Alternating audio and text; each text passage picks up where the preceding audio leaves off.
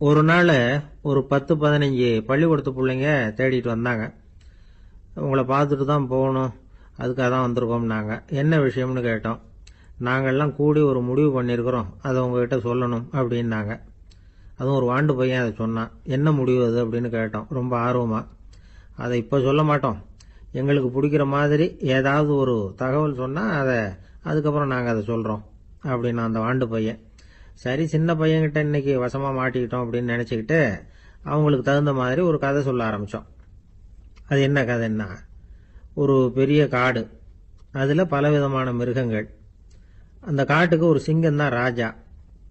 எப்பவும் காட்டுக்கு அது தானே ராஜா. ஒரு பெரிய யானைக்கு இது பொறுக்கலை. என்ன இது, எப்போ பார்த்தாலும் இங்கே சிங்கத்துக்கே ராஜா பதவி கிடைக்குது, நான்லாம் எவ்வளவு பலசாலியாக இருக்கிறேன், அப்படி இருந்தும் எனக்கு அந்த பதவி கிடைக்கலையே அப்படின்னு தனக்குள்ளே பொறுமிக்கிட்டே இருந்தது. ராஜா பதவியை நினச்சி ரொம்ப ஏக்கம், அதுக்கு பதவி மோகம். இந்த சமயம் பார்த்து ஒரு குள்ள நரி கூட்டம் அதை தேடிட்டு வந்தது. ஐயா பெரியவங்களே, நீங்கள் இந்த காட்டுக்கு ராஜாவாக இருக்க ஆசைப்படுறீங்க, அதில் ஒன்றும் தப்பு இல்லை. ஆனால் அதுக்கு முன்னாடி நீங்கள் எங்கள் கூட்டத்துக்கு கொஞ்ச நாள் தலைவராக இருங்க, அதாவது ராஜாவாக இருங்களேன், உங்களுக்கும் ஒரு ட்ரைனிங் கிடைச்சது மாதிரி இருக்கும் அப்படின்னு சொல்லியிருக்குது இந்த கூட்டம், குள்ள நரி கூட்டம். இதை கேட்ட உடனே யானைக்கு ரொம்ப சந்தோஷம் தாங்கலை. அதுதான் எப்போன்னு பதவிக்காக காத்துக்கிட்டு இருக்குதே. இருந்தாலும் கொஞ்சம் பிகுவோட, சரி நீங்கள்லாம் இவ்வளவு தூரம் என்ன தேடிட்டு வந்து கேட்கறதுனால மறுக்க முடியல அப்படின்னு ரொம்ப ஏதோ அவளுக்கு சிரமப்பட்டு ஒத்துக்கிறது மாதிரி ஒத்துக்கிட்டது. ஏதோ உங்கள் ஆசைக்கு கட்டுப்படுறேன், கொஞ்ச நாள் உங்கள் கூட்டத்துக்கு ராஜாவாக இருக்கிறதுக்கு சம்மதிக்கிறேன் அப்படின்னுது. உடனே அந்த யானை ராஜ நட போட ஆரம்பிச்சிட்டுது. யானை சாதாரணமாக நடந்தாவே எப்படி இருக்குங்கிறது நமக்கு தெரியும். அதுவே ராஜ நட நடந்தால் எப்படி இருக்கும் கற்பனை பண்ணி பாருங்க.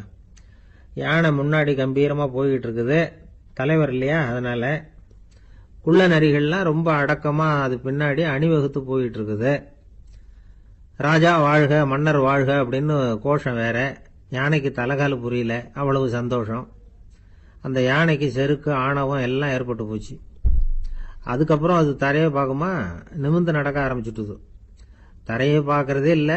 அப்படி போயிட்டு இருக்கிறப்போ ஒரு சதுப்பு நிலத்தில் திடீர்னு காலை வச்சுட்டுது. அவ்வளவுதான், கால் உள்ளே போட்டுது. இன்னொரு காலை எடுத்து வச்சுது, அதுவும் உள்ளே போட்டுது. அந்த 2 காலையும் எடுக்கிறதுக்காக அடுத்த 2 காலையும் அழுத்துச்சு, அதுவும் உள்ளே போக ஆரம்பிச்சுட்டுது. இப்போ 4 காலம் வசமாக சேத்துல அழுந்தி போச்சு, எடுக்க முடியல. குள்ள நரிகள்லாம் அதை சுற்றி சுற்றி வந்தது. சிலது சுற்றி நின்று டான்ஸ் ஆட ஆரம்பிச்சுட்டுது யானையை பார்த்துட்டு. இதை யானை பார்த்தது. என்ன இது, தலைவர் நான் தவிச்சுக்கிட்டு இருக்கிறேன், தொண்டர்கள்லாம் சுற்றி நின்று வேடிக்கை பார்த்துக்கிட்டு இருக்கிறீங்க, டான்ஸ் ஆடுறீங்க அப்படின்னு கேட்டுதான். தொண்டர்களே, தலைவர் நான் தவிச்சுக்கிட்டு இருக்கிறது உங்களுக்கு தெரியலையா?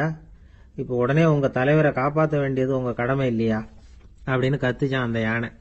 குள்ள நரிகளில் ஒன்று முன்னாடி நின்று அந்த யானையை பார்த்து தான், தலைவரே, எங்களுக்கு ரொம்ப நாளாக ஒரு ஆசை, அந்த ஆசையை நிறைவேற்றிக்கிறதுக்காகத்தான் உங்களை எங்கள் தலைவராக ஏற்றுக்கிறோம்னு சொன்னோம் அப்படின்னு தான். என்ன ஆசைன்னு கேட்டிருக்கு யானை. யானை கறி சாப்பிட்டு பார்க்கணுங்கிறது எங்களுக்கு ரொம்ப நாளாக ஆசை, அது இன்னைக்கு தான் நிறைவேற போகுது அப்படின்னு தான் அந்த நரி. இதை கேட்ட உடனே அந்த யானை அப்படியே மூர்ச்சி ஆயிட்டு தான். நரிகள்லாம் அது மேலே ஏறி குதற ஆரம்பிச்சுட்டு தான். பதவி மேலே இருந்த பேராசை அந்த பலசாலியான யானையையே மாட்டி விட்டுட்டுது பார்த்தீங்களா அப்படின்னு சொல்லி முடித்தோம் இந்த கதையை அந்த சின்ன பிள்ளைங்க கிட்ட.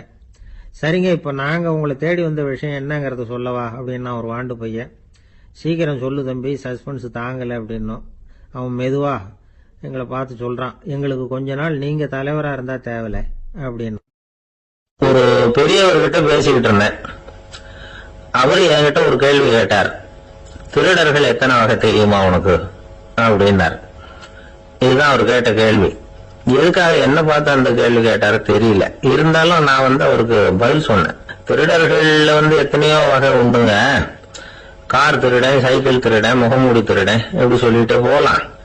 இருந்தாலும் என்னுடைய சிற்றறிவுக்கு எட்டின வரையில திருடர்களை 2 வகையா பிரிக்கலாம் அப்படின்னு நினைக்கிறேன். ஒன்னு ராத்திரியில திருடுற திருடன், இன்னொருத்தன் பகல்ல திருடுற திருடன். அதாவது பகல் திருடன், ராத்திரி திருடன் அப்படின்னு பெரியவர் சிரிச்சார்.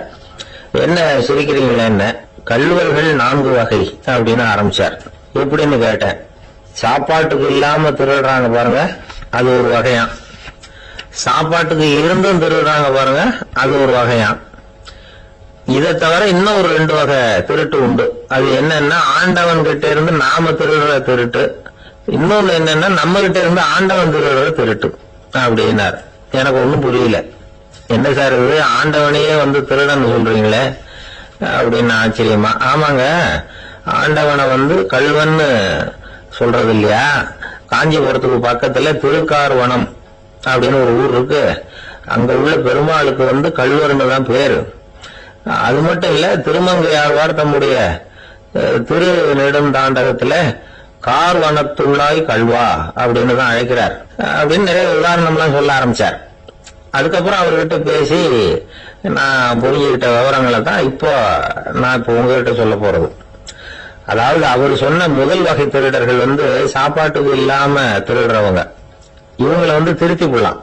சாப்பாட்டுக்கு இருந்தும் பணம் சேர்க்கணுங்கிற ஆசையால பொய் கணக்கெல்லாம் எழுதுறாங்க பாருங்க, அவங்க தான் 2வது வகை. 3வது வகை திருட்டு தான் மிகப்பெரிய திருட்டு. இறைவனுக்கு சொந்தமானத நம்முடையதுன்னு நினைக்கிற திருட்டு. எது இறைவனுக்கு சொந்தமானது அப்படின்னா ஆத்மா. பகவானுக்கு சொந்தமான ஆத்மாவை நம்முடையதுன்னு நினைக்கிறது தான் அந்த மாபெரும் திருட்டு. இதுக்கு பேரு தான் ஆத்மாபகாரமா. சரி, இதுக்கு பரிகாரம் என்ன? எல்லாம் இறைவனுடையது, நமக்கு ஒண்ணும் இல்ல அப்படின்னு நினைக்கிறது தான் இதுக்கு பரிகாரம். இதெல்லாம் இருக்கட்டும். 4வது திருட்டு ஒண்ணு சொன்னோம்ல, ஆண்டவன் நம்ம கிட்ட இருந்து திருடுறது. அது எப்படி? ஆண்டவனை வந்து கள்வன்னு சொல்றாங்க, அது சரி. அவர் என்னத்தை திருடினார்? இப்போ இன்னொருத்தருக்கு சொந்தமான ஒன்னை எடுத்து வச்சுக்கிறது தான் கள்ளத்தனம். ஆனா ஆண்டவன் எடுத்துக்கிட்டோம்னா இருக்கிறது எல்லாமே அவனுக்கு சொந்தம். அப்படி இருக்கிறப்போ அவரை எப்படி கள்வன்னு சொல்றது? இது என்ன புரியாம இருக்குது அப்படின்னு சொல்லி பார்த்தா அதுக்கும் விளக்கம் சொல்றாங்க அவங்க. அதாவது ஆண்டவனுக்கு வந்து உருவமே கிடையாது, அருவமா இருக்கிறவன், அதாவது உருவம் இல்லாம இருக்கிறவன். அப்படி உள்ள பகவான் வந்து நம்மள மாதிரி உருவத்துல இருக்கிறான். நம்மள மாதிரியே கைய கால மூக்கெல்லாம் இருக்குது ஆண்டவனுக்கு. இந்த உருவம் நம்ம கிட்ட இருந்து திருடினது தானே. அவன் வந்து தன்னுடைய உண்மையான திருமணியை வந்து நமக்கு காட்டாம, அதாவது தரிசனம் கொடுக்காம இருக்கிறது கள்ளத்தனம் தானே.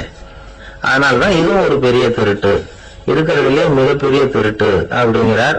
என்கிட்ட இருந்த பேசிக்கிட்டு இருந்தாரு, இந்த விஷயம்லாம் சொல்லிட்டு இருந்தாரு இந்த பெரியவர்.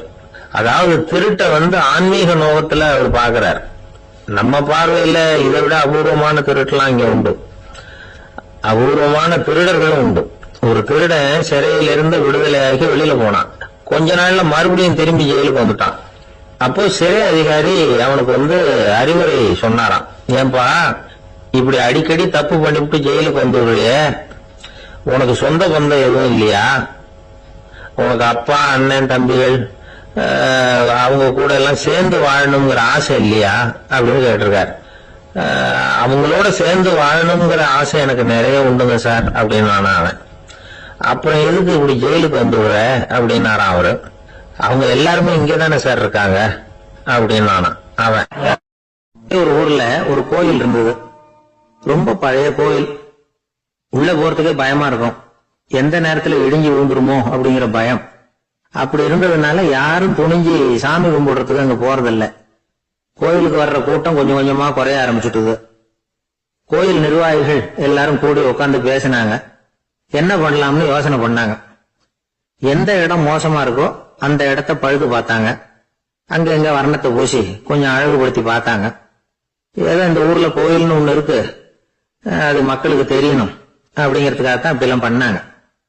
இருந்தாலும் கோவில் இருக்கிற நிலைமை மக்களுக்கு தெரியும், அதனால அங்க வர்றது குறைச்சிக்கிட்டாங்க அவங்க. ஒரு கட்டத்துல யாருமே வர்றதில்ல, நிலைமை அந்த அளவுக்கு ஆயிட்டுது. மறுபடியும் கோவில் நிர்வாகிகள் கூட்டம் நடந்தது. இந்த கூட்டம் கூட கோயிலுக்கு உள்ள நடக்கல, இடிஞ்சு வந்துருவோங்கிற பயம். அதனால வெளியில தான் உட்காந்து கூட்டத்தை நடத்தினாங்க. ஏன்னா உள்ள போறதுக்கு அவங்களுக்கும் துணிச்சல் கிடையாது, எந்த நேரமும் விழுந்துரும் போல இருந்தது. அது வழியா போறவங்க கூட வேகமா அந்த இடத்தை கடந்து போக ஆரம்பிச்சுட்டாங்க. கோவில் நிர்வாகிகள் வெளியில உட்கார்ந்து கூட்டம் போட்டாங்க இல்லையா, அந்த கூட்டத்துல 4 தீர்மானங்களை நிறைவேற்றினாங்க. அது என்ன 4 தீர்மானம்னா, முதல் தீர்மானம், இந்த கோவிலை இடிப்பது அப்படிங்கிற முடிவை இந்த கமிட்டி மிகவும் வருத்தத்துடன் ஏற்றுக்கொள்ளுகிறது அப்படின்னு நிறைவேற்றினாங்க. இதுக்கு பதிலா இன்னொரு கோவிலை உடனடியாக கட்டி முடிச்சிடணுங்கிறது 2வது தீர்மானம். 3வது தீர்மானம் என்ன தெரியுமா, பழைய கோவிலின் கதவுகள், அதிலிருந்து பிரிச்சு எடுக்கிற செங்கல், இதையே புது கோவில் கட்டுவதற்கு பயன்படுத்திக் கொள்ள வேண்டியது. பழைய கோவில் இருந்த மாதிரியே அதே வடிவத்துல புது கோவிலையும் கட்ட வேண்டியது. பழைய கோவிலின் அஸ்திவாரத்தை அப்படியே வச்சுக்கிட்டு அதுக்கு மேல நாம கோயிலை கட்டிக்க வேண்டியது. இதுதான் 3வது தீர்மானம். இதையும் கமிட்டி முழு மனசோட ஏத்துக்கிட்டது. இது வரைக்கும் சரி. இப்ப அந்த கமிட்டி 4வதா ஒரு முக்கியமான தீர்மானத்தை கொண்டுகிட்டு வந்து அதையும் ஏகமனதா நிறைவேற்றி விட்டது. அது என்ன தீர்மானம்னா, புதிய கோவில் கட்டி முடிக்கிற வரைக்கும் பழைய கோவிலை இடிக்கிறதில்லை அப்படிங்கிற தீர்மானம். எப்படி இருக்குது பாருங்க. இது பழசை இடிக்காத வரையில அதே இடத்துல புதுசா எப்படி கட்ட முடியும்? பல விஷயங்கள்ல நாம நடந்துகிற முறையும் இப்படிதான் இருக்குதான். வாழ்க்கையில முன்னேறணும்னு ஆசைப்படுவோம். அதே நேரத்துல அந்த முன்னேற்றத்துக்கு எது தடையா இருக்கோ அதை விட்டு விடுறதுக்கும் மனசு வராது. வெளிநாட்டுல ஒரு பெரிய விருந்து நடந்துகிட்டு இருந்துதான். எல்லாரும் மது கோப்பையும் கையுமா அலைஞ்சுகிட்டு இருக்கிறாங்க. ஒருத்தர் மட்டும் கையில எதுவும் இல்லாம ரொம்ப நல்ல பிள்ளையா சாதுவா ஒரு ஓரமா தனியா உட்கார்ந்து இருக்கிறார். அவர்கிட்ட நெருங்கி வாங்க மது சாப்பிடலாம் அப்படின்னு கூப்பிட்டாங்களாம். என்ன வற்புறுத்தாதீங்க, நான் என் மனசுக்குள்ள உறுதியா தீர்மானம் பண்ணிவிட்டேன் அப்படின்னாராம். என்ன தீர்மானம் பண்ணிருக்கீங்க அப்படின்னு கேட்டிருக்காங்க. ஏற்கனவே முழு போதையில் இருக்கும் பொழுது மறுபடியும் மது கோப்பையை தொடரதில்லை அப்படின்னு தீர்மானம் பண்ணிருக்கேன் அப்படின்னாராம். ரொம்ப பேருக்கு கூட்டத்துல பேசுறதுன்னா பயம்.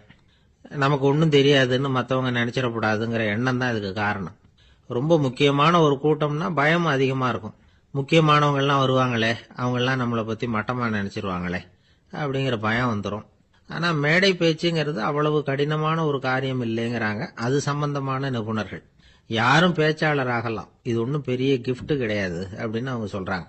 நீங்க ஒரு சிறந்த பேச்சாளர் ஆகணுமா அப்படின்னா அதுக்குன்னு சில ஆலோசனைகளை சொல்லி வச்சிருக்கிறாங்க அனுபவசாலிகள்.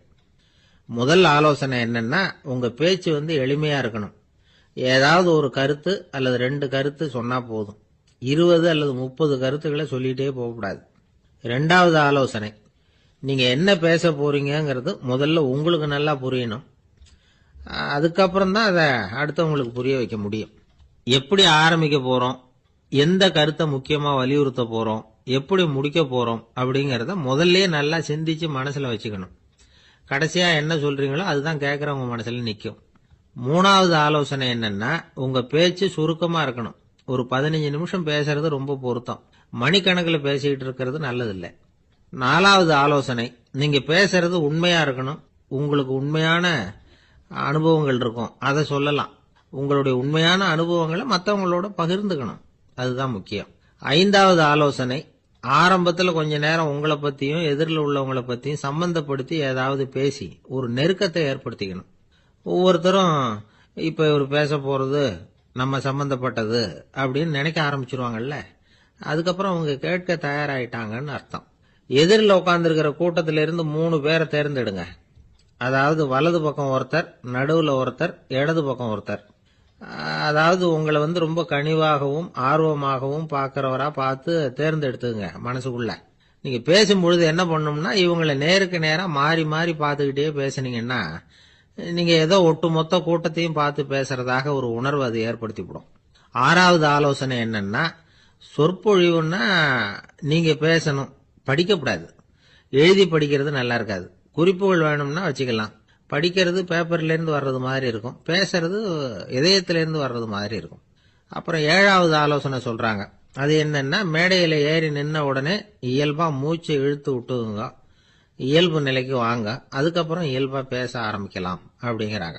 இவ்வளவும் பேச்சு கலையில் வல்லுநர்களா இருக்கிறவங்க சொல்லுகிற ஆலோசனைகள். இதையெல்லாம் கடைபிடிச்சா நமக்கும் அதுக்கும் வெகு தூரம்னு நினைச்சுக்கிட்டு இருந்த ஒண்ணு இப்ப கிட்டத்துல நெருங்கி வந்துடும். நாம சொல்றபடியெல்லாம் அது கேட்கும். ஒரு பேச்சாளர், அவருக்கு சுருக்கமாவே பேச தெரியாது. மேடையில ஏத்தி விட்டுட்டா போதும், ஆரம்பிச்சிருவார், நிறுத்த மாட்டார், பேசிக்கிட்டே இருப்பார். ஒரு தடவை அவர் ஒரு கூட்டத்துல ரொம்ப நேரம் பேசிக்கிட்டே இருக்கிறார். எதிரில் பொறுமை இழந்த ஒருத்தர் தன்னுடைய கை கடிகாரத்தை காட்டினார். அதை கவனிச்ச பேச்சாளர், மன்னிக்கணும், கை கடிகாரம் நான் கொண்டுகிட்டு வர மறந்துட்டேன், அதுதான் நேரம் போனதே தெரியல அப்படின்னு சொல்லியிருக்கிறார். இதுக்கு அவரு சொன்னாராம் கோபமா, ஏய்யா கடிகாரத்தை தான் பார்க்க முடியல, மறந்துட்டேன், பக்கத்துல மாட்டிருக்கிற கேலண்டரையாவது பார்க்க கூடாதா அப்படின்னாராம். ஒரு ராஜா இருந்தார். நாடு பூராவும் நிறைய மரங்களை நட்டு வளர்க்கணுங்கிறது அவரோட ஆசை. தானே அதுக்கு முன்மாதிரியா இருக்கணும்னு நினைச்சார். அரண்மனையை சுத்தி மரங்களை நட்டு வளர்த்தார். இத பார்த்துட்டு ஜனங்களும் அவங்கவுங்க வீட்டை சுத்தி மரக்கன்றுகளை நட்டு வளர்த்தாங்க. கொஞ்ச காலத்துல ஊரு பூரா பசுமையா மாறிச்சு. எல்லாருக்கும் சந்தோஷமா இருந்தது. இது ஒரு பக்கம் இருக்கட்டும். இப்ப நான் சொல்ல போற கதை வேற. அதாவது அந்த ராஜா ஒரு நாள் தன்னுடைய அரண்மனைய சுத்தி இருக்கிற விதவிதமான மரங்களை எல்லாம் போய் பார்த்தார். எப்படி இருக்கிறீங்க அப்படின்னு ஒவ்வொரு மரத்துக்கிட்டையும் விசாரிச்சாராம். எந்த மரமும் சந்தோஷமா இருக்கிறதா தெரியல. அதுக்கும் மனசுல ஒரு குறை. முதல்ல ஆலமரத்துக்கிட்ட போனார். அது சொல்லிச்சு, மண்ணா நான் நல்லா பெருசா வளர்ந்துருக்கிறேன், அடர்த்தியா இருக்கிறேன், கிளையெல்லாம் 4 பக்கமும் நல்லா படர்ந்துதான் இருக்குது, இருந்தாலும் எந்த பிரயோஜனமும் இருக்கிறதா தெரியல. எனக்கு என்னுடைய பழம்லாம் ரொம்ப சின்னதா இருக்குது, என் கண்ணுக்கு சரியா புறப்பட மாட்டேங்குது. நான் இருக்கிற சைஸுக்கு என்னுடைய கிளையில இருக்கிற பழம்லாம் எவ்வளவு பெருசா இருக்கணும், அது இத்தினூண்டு இருக்கிறது எனக்கு பெரிய அவமானமா இருக்கு. இப்படி இங்க நின்றுகிட்டு இருக்கிறதே ரொம்ப கூச்சமா இருக்கு. ஒரு நல்ல புயல் வந்ததுன்னா பேசாம சாஞ்சி விடலாமான்னு பாக்குறேன் அப்படின்னு புலம்புது ஆலமரம். சரி இருக்கட்டும்னு நினைச்சுக்கிட்டு ராஜா அடுத்தபடியா ஒரு அத்தி மரத்துக்கிட்ட போனார். அதுவும் புலம்ப ஆரம்பிச்சுட்டுது. நான் கூட பெரிய மரம் தான், இல்ல இலையெல்லாம் அழகா தான் இருக்குது, பழம் அழகா இருக்குது, இருந்தாலும் உள்ள விஷயம் இல்லையே, அத்தி பழத்தை புட்டு பார்த்தா அத்தனையும் சொத்த அப்படின்னு பழமொழியே உண்டாயிட்டுத. இப்படி ஒரு கெட்ட பேரோட நான் இருக்கணுமா அப்படின்னு புலம்புது அது. சரி இது இருக்கட்டும் அப்படின்னு சொல்லி அடுத்தபடியா வேப்ப மரத்துக்கிட்ட போனார். அது தன்னுடைய வேதனையை வெளியிட்டது. எனக்கு எவ்வளவோ மருத்துவ குணங்கள்லாம் இருக்கிறதா சொல்லிக்கிறாங்க, இருந்தாலும் என்ன பிரயோஜனம், என்னுடைய பழத்தை மனிதர்கள் யாரும் விரும்பி சாப்பிடுறது இல்லையே அப்படின்னது. ராஜா அடுத்தாப்புல இருந்து ஒரு பனை மரத்துக்கிட்ட போனார். நான் நல்லா உயரமா தான் வளர்ந்துருக்கிறேன், மற்ற மரங்கள்லாம் என்ன வந்து அண்ணாந்துதான் பாக்கணும், இருந்தாலும் என்கிட்ட நிழலுக்காக யாரும் வந்து ஒழுங்குறது இல்லையே அப்படின்னது. என்ன இது எல்லா மரமும் இப்படி திருப்தி இல்லாம இருந்துகிட்டு இருக்குதே அப்படின்னு நினைச்சுக்கிட்டே ராஜா அடுத்தபடியா அங்க இருந்து ஒரு பைன் மரத்துக்கிட்ட போனார். அழகா உயரமா பசுமையா தான் இருந்தது, ஆனா பழமோ பூவோ கிடையாது. அதை நினைச்சு அது வருத்தப்பட்டுக்கிட்டு இருக்குது. ஓக் மரம் அது நின்றுட்டு இருந்தது. அது என்ன சொல்லிச்சுன்னா, இலையுதிர் காலத்துல என் மேல இருக்கிற எல்லா இலைகளும் உதிர்ந்து போடுது, முடி கொட்டின மனிதர்கள் மாதிரி மொட்டையா நான் நிக்க வேண்டி இருக்குது, என்ன வாழ்க்கை இது அப்படின்னு சொல்லி அழுத்துக்கிட்டது. சரி புளிய மரம் என்ன சொல்லுது பாப்போம்னு அதுகிட்ட போனா, என்னுடைய நிழல்ல யாருமே தங்க மாட்டாங்க, உடம்புக்கு சூடுன்னு ஒதுங்கி போயிடுவாங்க, அடிமரத்தை பாத்தீங்கன்னா பட்டையெல்லாம் உறிஞ்சி பாக்குறதுக்கே கேவலமா இருப்பேன் அப்படின்னுது அது. முருங்கை மரம் என்ன சொல்லிச்சு தெரியுமா, என்னுடைய இலை காயெல்லாம் சாப்பிடுறவங்களுக்கு சத்து கொடுக்கறது வாசம் தான், ஆனா என் உடம்புல சத்தே கிடையாது, கொஞ்சம் வேகமா காத்து அடிச்சதுன்னா முறிஞ்சு விழுந்துடுறேன், என்ன வாழ்க்கை இது அப்படின்னு சொல்லி அது வருத்தப்பட்டது. ராஜா யோசனை பண்ணார், என்ன இது மரங்கள் வந்து பூமியின் வரங்கள்னு சொல்றோம், மழை பெய்யறதுக்கு அதுதான் காரணம், பூமி செழிப்பா இருக்கிறதுக்கும் அதுதான் காரணம், வீடு கட்டுறதுக்கு மரம், நாற்காலி செய்ய உபயோகப்படுத்துறதுக்கும் அதுதான் உபயோகப்படுது, மனுஷனுக்கு வேண்டிய ஆகாரங்களையும் கொடுக்குது, இப்படி எல்லாம் இருந்து எல்லா மரமும் நிம்மதி இல்லாம இருந்துகிட்டு இருக்குதே அப்படின்னு நினைச்சார். அப்போ அங்க இருந்து ஒரு மகிழ மரம் அவர் கண்ணுல பட்டது. அந்த மரம் மட்டும் கொஞ்சம் நிம்மதியா மகிழ்ச்சியா இருக்கிறது மாதிரி தெரிஞ்சுது. உடனே ராஜா அதுகிட்ட போனார். உனக்கு மனசுல எதுவும் குறை இல்லையான்னு கேட்டார். இல்ல நான் சந்தோஷமா தான் இருக்கேன்னு அந்த மகிழ மரம். அப்படியான்னு ஆச்சரியமா கேட்டார் ராஜா. ஆமா மன்னா, இந்த இடத்துல நீங்க ஒரு முருங்கை மரத்தையோ வேப்ப மரத்தையோ கூட நட்டிருக்கலாம், ஆனா இந்த இடத்துல நடுறதுக்கு என்ன தேர்ந்தெடுத்திருக்கிறீங்க, அதுவே எனக்கு பெருமை, அதுவே எனக்கு திருப்தி அப்படின்னு தான் மகிழ மரம். மகிழ மரம் சாதாரணமா தான் இருக்கும், இளம் மஞ்சள் நிறத்துல பூக்கள், அது காய்ந்தும் மனம் வீசும்.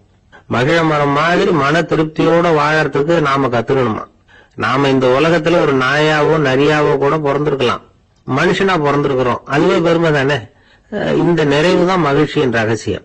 ஒரு பையன் அப்பா கிட்ட போய், அப்பா நீங்க இந்த உலகத்துல ஒரு மனுஷனா பிறந்தது என்னோட அதிர்ஷ்டம் நானா. ஏண்டா அப்படி சொல்றேன்னு இருக்காரு அப்பா. நீங்க ஒரு கரடியா பிறந்திருந்தா இந்நேரம் நானும் ஒரு கரடி குட்டியா தானே இருந்திருப்பேன் அப்படின்னு நானா பையன். அவர் ஒரு பெரிய குடும்பத்துல பிறந்தவர். இருக்கிற சொத்துக்கள் எல்லாத்தையும் வாரி வாங்கி விட்டு காட்டுக்கு புறப்பட்டார் தவம் செய்யறதுக்காக. இருந்தது ஊராவும் கொடுத்துட்டார், இனிமே எதுவுமே இல்லை கொடுக்கறதுக்கு. அப்ப கடைசியா ஒருத்தன் வந்து கையை நீட்டினானா, ஐயா ஏதாவது கொடுங்கன்னு இருக்கான். அவர் பார்த்தார், கட்டி இருக்கிற வேட்டியை தவிர வேற எதுவுமே இல்லை, 8 முழம் பட்டு வேட்டி ஜரிகை கரையோட இருக்குது. கடைசியா அதை தான் எடுத்துக்கிட்டு அவர் புறப்பட்டு இருக்கார். அவர் பார்த்தார், எதிரில் அவன் பரிதாபமா நின்றுட்டு இருக்கிறான். அந்த 8 முழ வேட்டி 2ஆ கிழிச்சார். 4 முழத்தை அவங்ககிட்ட கொடுத்தாரு, மீதி 4 முழத்தை தன்னோட இடுப்புல கட்டிட்டு அவர் காட்டுக்கு போயிட்டாரு. இவன் என்ன பண்ணான் தெரியுமா? கையில கிடைச்ச 4 முழத்தை எடுத்துக்கிட்டு கடை வீதிக்கு போனான். பழைய பட்டு வெட்டி ஜரிகை இதெல்லாம் விலைக்கு வாங்குற வணிகர் ஒருத்தர் இருக்கார். அவர்கிட்ட போனான். இதை விலைக்கு எடுத்துக்கிறீங்களா அப்படின்னு கேட்டிருக்கான். அவர் வாங்கி பார்த்திருக்காரு. ஆஹா, இது ரொம்ப அருமையான வேட்டி, விலை உயர்ந்த ஜரிகை, இது ஏது உனக்கு அப்படின்னு கேட்டாரான். அவன் நடந்தது சொல்லியிருக்கான். அப்படின்னா ஒண்ணு செய்ய, இந்த வேட்டியோட இன்னொரு பாதியையும் மெதுவா வாங்கிட்டு வந்துரு, உனக்கு நிறைய பணம் தர்றேன் அப்படின்னாராம் அந்த வணிகர். இவன் கொஞ்சம் யோசனை பண்ணி பார்த்தான். கொஞ்சம் இருங்கட்ட வந்து விடுறேன் அப்படின்னு சொல்லி இப்ப நேரா காட்டுக்கு போனான். அவர் எங்க இருக்காருன்னு தேடி கண்டுபிடிச்சான். அவரு ஒரு இடத்துல தவக்கோலத்துல இருக்கிறார். கட்டியிருந்த இடவேட்டியும் அவர் அறியாமல் நழுவி கீழே விழுந்து கிடக்குது. இவனுக்கு ரொம்ப வசதியா போச்சு. அவரை கேட்க வேண்டிய அவசியமே இல்லை. மெதுவா சத்தம் போடாம அடி மேல அடி வச்சு நெருங்கினான். அவர் கண்ணை மூடிக்கிட்டு அவர் பாட்டு நின்றுட்டு இருக்கிறார். இவன் மெதுவா போய் கீழே கிடந்த அந்த துணியை எடுத்துக்கிட்டு சத்தம் போடாம திரும்பி நடந்தான். ஒரு 2-3 அடி எடுத்து வச்சிருப்பான். அப்படி ஓட ஆரம்பிக்கிற சமயத்துல அவன் காலில் கீழே கிடந்த முள்ளு ஒண்ணு நறுக்குன்னு கழிச்சு விட்டுது. வலி தாங்க முடியாம அம்மான்னு கத்திருக்கான். இந்த சத்தத்தினால கண்ணை மூடி நின்றுட்டு இருந்த அவரோட தவம் கலைஞ்சது. மெல்ல கண்ணை திறந்து பார்க்கிறார். தன் இடையில இருந்த வேட்டி அவன் கையில இருக்கு. இப்ப அவர் நினைக்கிறார். என்ன நினைக்கிறாருன்னா, இந்த வேட்டி மீது நான் வைத்த ஆசை அல்லவா அவனை திருடனாக ஆக்கி விட்டது அப்படின்னு நினைச்சா.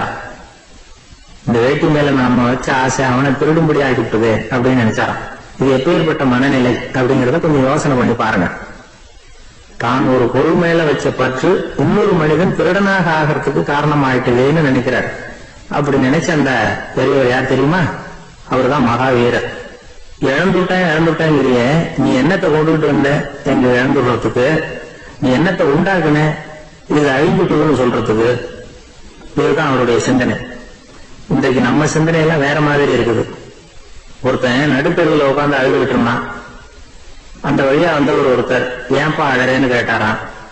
5 ரூபா சார், இந்த இடத்துல விழுந்துட்டு ரொம்ப நேரமா தேடுறேன், கிடைக்காது போல இருக்கு அப்படின்னு சொல்லிட்டு அழறான்.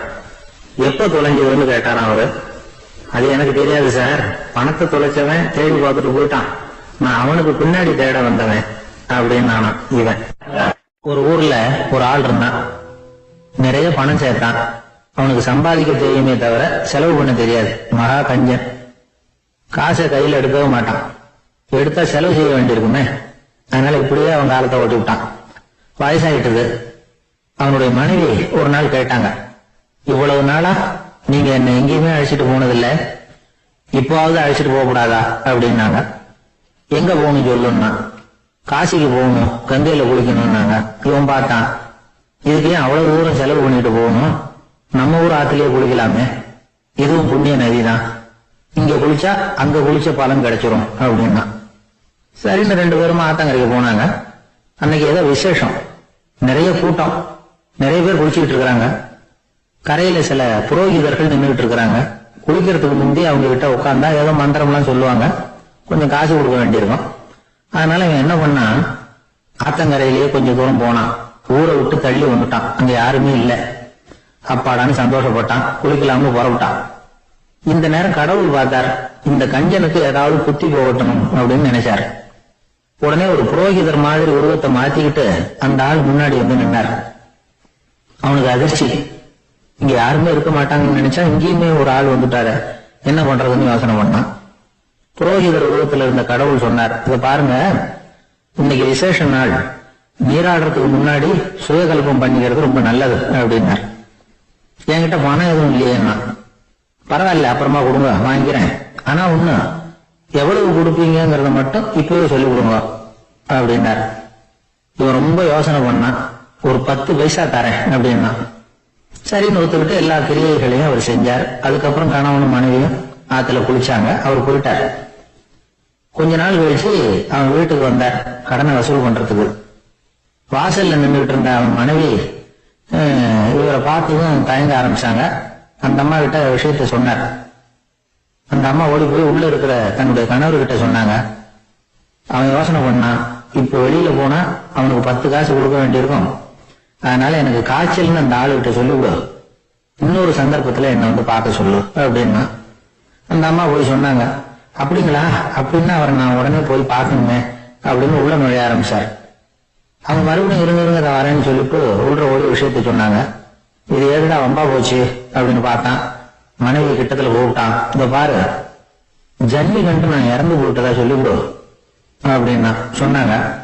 புரோகிதர் பார்த்தார். அப்படின்னா ஒரு வழியா இருந்து அவருடைய இறுதி சடங்குகளையும் நானே முடிச்சுட்டு போயிடுறேன் அப்படின்னா. உள்ள இருந்தவன் யோசனை பண்ணான், அந்த ஆடு என்ன விடமாட்டான் போல இருக்கு, அதனால ஒரு சவப்பெட்டியில என்னை வச்சு தூக்கிக்கிட்டு மயானத்துக்கு போங்க பாத்துக்கலாம் அப்படின்னா. புரோகிதரை விடுற மாதிரி இல்ல, கூடவே நடந்து போயிட்டு இருக்கிறார். அங்க இறக்கி சடங்குகளை முடிச்சுட்டு தீ வைக்கிற நேரம் பொட்டுக்குள்ள இருந்த நம்மால அலறி அடிச்சுட்டு வெளியில ஓடி வந்தான். புரோகிதர் உருவத்தில் இருந்த கடவுள் சிரிச்சார், தன்னுடைய சுய உருவத்தை காட்டினார். அதுக்கப்புறம் அவனை கூப்பிட்டு, இத பார்ப்பா, ஏன் இப்படி அல்லாடுற, ஏதாவது வர வேணும்னா கேள்வித்தாரேன் அப்படின்னார். அவன் யோசனை பண்ணான். பகவானே, ஒரே ஒரு வரம் தான் உங்ககிட்ட கேட்கணும்னா என்ன வேணும் கேளுன்னார். அந்த 10 பைசா தட்சணையை தள்ளுபடி பண்ணா போதும் அப்படின்னா. கடவுளும் சரின்னு சொல்லிட்டு போயிட்டார். இப்படி ஒரு கதையை சுவாமி சிவானந்தர் சொல்லியிருக்கிறார். செல்வந்தர்கள் பல பேர் இப்படித்தான் இருக்கிறாங்க. தாங்களும் அனுபவிக்க மாட்டாங்க, அடுத்தவங்களுக்கும் கொடுக்க மாட்டாங்க. இது மாதிரியான கஞ்சர்களுக்கு இந்த உலகம் இல்லை, அந்த உலகம் இல்லைங்கிறார் அவர். இந்த கதையில கடவுள் கடன் வசூலுக்கு வந்தது மாதிரி நம்ம ஊர் ஆள் ஒருத்தன் இன்னொருத்தர்கிட்ட 10 பைசா கடன் கொடுத்துட்டான். திருப்பி வாங்கறதுக்கு நடையா நடக்கிறான். கடைசியா கேட்டான், நீ எப்பதான் கடனை திருப்பி தர போற, அதை முடிவா சொல்லணும்னா. வர்ற வியாழக்கிழமை கண்டிப்பா கொடுத்துருவேன் அப்படின்னானு அவன். அன்னைக்கு நான் ஊர்ல இருக்க மாட்டேன் அப்படின்னு இவன். அதனால என்ன, நானும் தான் அன்னைக்கு ஊர்ல இருக்க மாட்டேன் அப்படின்னு. ஒரு சிகை அலங்கார கூடம், ரொம்ப சுறுசுறுப்பா எல்லாரும் வேலை செஞ்சுட்டு இருக்கிறாங்க. முடி வெட்டிக்க வந்திருக்கிறவங்க நிறைய பேர், எல்லாரும் வரிசையா உட்காந்துருக்கிறாங்க. அந்த சமயத்துல திடீர்னு கதவை திறந்துகிட்டு ஒருத்தர் உள்ள வர்றாரு. அவரு ஒரு பெரிய மனிதர். அவரும் முடி வெட்டிக்கிறதுக்காக தான் உள்ள வந்திருக்கிறாரு. அவரை பார்த்த உடனே எங்க வரிசையில உட்காந்துருந்தவங்க எல்லாரும் எழுந்திரிச்சு அவர்கிட்ட வந்துட்டாங்க. அவரை சுத்தி நின்றுட்டாங்க. எப்படி இருக்கிறீங்க, நல்லா இருக்கீங்களா அப்படின்னு விசாரிக்க ஆரம்பிச்சுட்டாங்க. எல்லாம் முடிஞ்சதும் வந்தவர் கேட்டாரு, வரிசையில கடைசியா இருக்கிறவர் யார் அப்படின்னு கேட்டாரு. ஏன்னு கேட்டாங்க. நான் அதுக்கு அடுத்தபடியா உட்காரணும், அதுக்காக தான் கேட்கிறேன் அப்படின்னாரு. உடனே அங்க இருந்தவங்க எல்லாம் என்ன சொன்னாங்க தெரியுமா, நீங்க வரிசையில காத்திருக்க கூடாது, நீங்க அரசாங்கத்தின் தலைவர், உங்களுக்கு நேரம் முக்கியம், அதனால நீங்க முன்னாடி போங்க அப்படின்னு சொன்னாங்க. ஆனா அது அவர் கேட்கல. தோழர்களே, உங்களுடைய கருத்துக்கு ரொம்ப நன்றி. எல்லாரும் வரிசையா தான் வரணும், அதுதான் முறை. வரிசையில வரணுங்கிற நடைமுறையை நானும் பின்பற்ற விரும்புறேன். நாம எல்லாரும் சமமானவர்கள் அப்படின்னார்.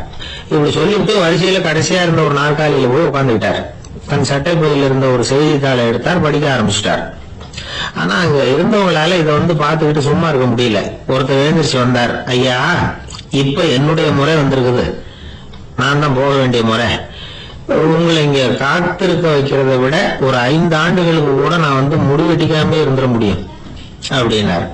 அவர் மறுபடியும் சொன்னார், ஐயா, நீங்க வரிசை முறையை தாண்டி போக விருப்பப்படல, சரி, ஆனா என்னுடைய முறையை மாத்தி கொடுக்கறதுக்கு எனக்கு முழு உரிமை இருக்குது. இதுக்கு பதிலா உங்களுடைய கடைசி இடத்தை நான் எடுத்துக்கிறேன், இதை நீங்க மறுக்க முடியாதுன்னார்.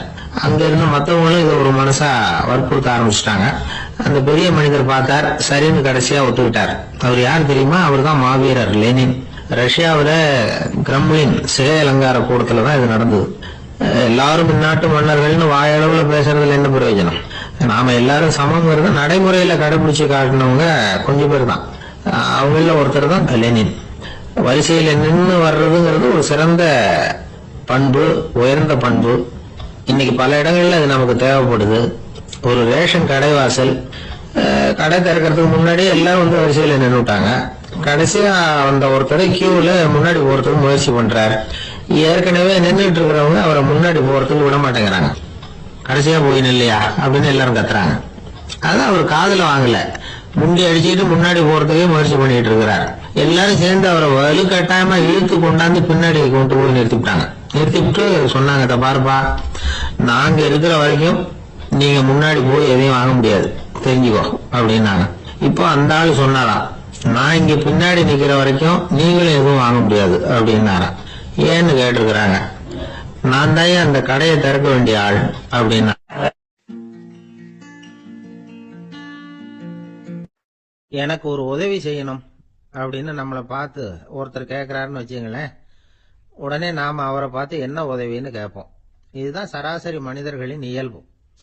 ஆனால் ஒருத்தர் எனக்கு ஒரு உதவி செய்யணும் அப்படின்னு கேட்ட உடனே என்ன உதவின்னு கூட கேட்காம சரி செய்கிறேன் அப்படின்னு ஒத்துக்கிறது இருக்கு பாருங்க, அது கொஞ்சம் அபூர்வம். அந்த காலத்தில் ஒருத்தர் இருந்தார். அவர் எப்படி தெரியுமா? உதவி கேட்குறவங்க நல்லவங்களா கெட்டவங்களா அப்படின்னு கூட பார்க்கல, தனக்கு நன்மையா தீமையா அப்படின்னு கூட பார்க்கல, உதவி செய்கிறேன்னு புறப்பட்டுட்டார். அவர் யார் தெரியுமா? அவர் தான் நல சக்கரவர்த்தி. அவர் மாதிரி நாமும் உதவி கேட்குறவங்களுக்கு உடனே உதவி செய்யறதுக்கு தயாராக இருக்கணும் அப்படின்னு சொன்னார் ஒரு ஆன்மீக பேச்சாளர். நல சரித்திரத்தை அவர் சொல்லிட்டு இருந்தார். இந்திரன், அக்னி, வருணன், யமன் இவங்க 4 பேரும் நலனை பார்த்து எங்களுக்கு நீ உதவி செய்யணும், எங்களுக்காக நீ தூது போகணும் அப்படின்னு கேட்குறாங்க. யாருக்கிட்ட தூது போகணும், என்ன காரியத்துக்காக போகணும் அப்படின்னு கேட்கணும்ல. நலன் அப்படி கேட்கவே இல்லை, உடனே சரின்னு ஒத்துக்கிறான். அதுக்கப்புறம் அவங்க விவரம் சொல்றாங்க, என்ன உதவி, யாருக்கிட்ட தூது போகணும் அப்படிங்கிற விவரத்தை சொல்றாங்க. நலனுக்கும் அப்புறம் தான் புரியுது, எந்த தமயந்தியை இவன் காதலிச்சானோ, எந்த தமயந்தின் சுயம்பரத்துக்காக இவன் போய்கிட்டு இருக்கிறானோ அந்த தமயந்தியை பார்த்து தங்களுக்காக அவகிட்ட வாதாடணும், பேசணும், தங்களில் ஒருத்தரை கல்யாணம் பண்ணிக்கும்படியா கேட்கணும் அப்படின்னு அவங்க 4 பேரும் நலன்கிட்ட கேட்குறாங்க. இதை கேட்டதும் நலன் கொஞ்சம் கூட முகம் சுளிக்கல, பதட்டப்படலை. நேரா தமயந்தி கிட்ட போறான். இந்திரன், அக்னி, வருணன், யமன் இவங்களோட சிறப்புகளை எடுத்து சொல்றான். இவங்களில் ஒருத்தரை கல்யாணம் பண்ணிக்கலாம் அப்படின்னு சொல்லி கேட்டுக்கிறான். ஆனா இதுக்கு தமயந்தி சம்மதிக்கல. சுயம்பரம் நடக்குது, அவ நலனை தேர்ந்தெடுக்கிறா. அந்த 4 பேரும் நலனுக்கு நிறைய வரங்கள்லாம் கொடுக்குறாங்க. அதுக்கப்புறம் இப்படி போகுது கதை. இதுல நாம கவனிக்க வேண்டியது என்னன்னா, உதவின்னு கேட்ட உடனே என்ன உதவின்னு கேட்காம சரி செய்யறேன்னு சொன்னான் பாருங்க, அதை கொஞ்சம் சிந்திக்கணும். செய்யறேன்னு ஒத்துக்கிட்டதுக்கு அப்புறம் அது என்ன உதவின்னு தெரிஞ்சும் முகம் சுளிக்காம அதை செஞ்சான் பாருங்க, அதையும் கொஞ்சம் சிந்திக்கணும். நம்மால் ஒருத்தர் ஒரு நண்பனை தேடி போனா, எனக்கு ஒரு உதவின்னா சரி சொல்லுன்னா, இப்போ உங்ககிட்ட 2 கார் இருந்தா என்ன பண்ணுவேன்னா, உடனே அதில் ஒன்று உங்ககிட்ட கொடுத்துருவேன்னா, அவன் உங்ககிட்ட 2 பங்களா இருந்தா என்ன பண்ணுவேன்னா, அதில் ஒன்று உங்ககிட்ட கொடுத்துருவேன்னா, உங்ககிட்ட 2 பேனா இருந்தா என்ன பண்ணுவேன்னா, அதில் ஒரு பேனாவை உங்ககிட்ட கொடுக்க மாட்டேன்னா அவன். ஏன்டா அப்படி சொல்றேன்னா, ஏன்னா இப்போ நிஜமாவே என்கிட்ட 2 பேனா இருக்கு, அதனால அப்படி சொல்றேன் அப்படின்னு நானா அவன். தானத்துல சிறந்தது எது அப்படின்னு ஒரு கேள்வியை கேட்டு, தானத்துல சிறந்தது நிதானம் அப்படின்னு அதுக்கு ஒரு பதிலும் சொல்றவங்க உண்டு. நிதானம் ரொம்ப அவசியம், அதுவும் இன்றைய உலகத்துக்கு ரொம்ப அவசியம். இன்னைக்கு உலகம் ரொம்ப பரபரப்பா போயிட்டு இருக்குது. பொறுமையா இருக்கணும்னு நினைக்கிறவங்களால கூட அப்படி இருக்க முடியறதில்ல. பொறுமையை சோதிக்கிறது மாதிரி பல சம்பவங்கள், அதையெல்லாம் சந்திச்சே தீர வேண்டி இருக்குது. எங்க போனாலும் கியூல நிக்க வேண்டி இருக்குது, எங்க போனாலும் காத்துக்கிட்டு இருக்க வேண்டியிருக்கு. ஆபீஸ்லயோ வீட்லயோ கூட நீங்க நிதானமா பொறுமையா நடந்துக்க தெரியலன்னா உங்களுக்கு சிடுமூஞ்சி, முசுடு இப்படிலாம் பேர் வச்சிருவாங்க. அது உங்களுக்கு தேவையா? சரி, வாழ்க்கையில் பொறுமைசாலின்னு பேர் வாங்கறதுக்கு என்ன வழி? முதல் பாயிண்ட், நீங்க நினைக்கிறது, எதிர்பார்க்கறது, செய்யறது எல்லாமே 100% கரெக்டா நடக்கணும்னு ஆசைப்படக்கூடாது. எதுவா இருந்தாலும் அதுல ஓரளவுக்கு தவறு நடக்கலாம் அப்படிங்கறத எதிர்பார்த்தே இருக்கணும். ஓரளவுக்கு அதை அனுமதிக்கணும். ஒரு நண்பரை 6 மணிக்கு ஒரு இடத்துக்கு வர சொல்லி இருக்கிறீங்க, 6 மணிக்கு அவர் வரல, உடனே பொறுமை இழந்து நடந்துக்கப்படாது. ஒரு 10 நிமிஷம் டிலே ஆகலாம். ஒரு வர்ற வழியில பஸ்ஸு கூட ஏதாவது டிராபிக்ல மாட்டியிருக்கலாம். அதெல்லாம் எதிர்பார்த்தே கொஞ்சம் காத்திருக்கிறதுல ஒன்றும் தப்பு இல்லை. சில சமயம் டிலே ஆகிறது கூட நல்லதா முடியும். ஒரு பஸ்ஸை தவற விட்டுட்டு, ஐயோ கொஞ்சம் ஒரு 2 நிமிஷம் முன்னாடி வந்திருந்தா பிடிச்சிருக்கலாமே அப்படின்னு தவிச்சுக்கிட்டு இருப்பாங்க சில பேர். அடுத்தபடியா வர்ற பஸ் நேரடியா நீங்க போக வேண்டிய இடத்துக்கே கொண்டு போய் விடுற பஸ்ஸா கூட இருக்கலாம். அது உங்களுக்கு முன்னாடி தெரியாதுல்ல. சில நெருக்கடியான சூழ்நிலைகளை தமாஷா எடுத்துக்கிறதுக்கு பழகிக்கணும். சில இடங்களுக்கு போறப்ப காத்திருக்கிறதுக்கு நம்ம மனசை தயார்படுத்திக்கிட்டே போகணும். ஒரு ரயிலுக்கோ பஸ்ஸுக்கோ அல்லது விமானத்துக்கோ கப்பல் பிரயாணத்துக்கோ போறப்போ அங்க போய் நீங்க மணிக்கணக்கில் கூட காத்துக்கிட்டு தான் இருக்கணும். புறப்படுற நேரம் கூட மாறலாம். நீங்க போய் சேர்ந்ததும் அது உடனே புறப்படணும்னு கட்டாயமா என்ன? அது மாதிரி சமயத்துல படிக்கிறதுக்குன்னு சில சுவாரஸ்யமான புத்தகங்களையும் கையில் எடுத்துக்கலாம். உங்களை சுத்தி எவ்வளவோ சுவாரஸ்யமான சம்பவங்கள் நடந்துகிட்டு இருக்குதுல்ல, அதையெல்லாம் வேடிக்கை பாருங்க. எதுக்காக காத்துக்கிட்டு இருக்கிறோமோ அந்த காரியத்துல உண்மையாவே நமக்கு ஒரு அக்கறை இருந்தா நமக்கு போர் அடிக்காது. சில கோயில்கள்ல பார்த்திருப்பீங்க, தரிசனத்துக்காக பக்தர்கள் நாள் கணக்கில் காத்துக்கிட்டு இருப்பாங்க. அவங்கெல்லாம் அழுத்துக்கிறது இல்லை. ஆண்டவனை தரிசிக்கணுங்கிற உண்மையான அக்கறை இருக்கிறதுனால அவங்களுக்கு போர் அடிக்கிறது இல்லை. ஆனால் சில சினிமா தியேட்டரில் கூட பார்க்கலாமே, சினிமா கியூ கூட அப்படிதான். சாயந்தரம் 6 மணி ஆட்டத்துக்கு காலம்பரம் 6 மணிக்கே போய் கூட காத்துக்கிட்டு இருப்பாங்க. அவங்களுக்கெல்லாம் போர் அடிக்காது, படம் பார்க்குற ஆர்வம்.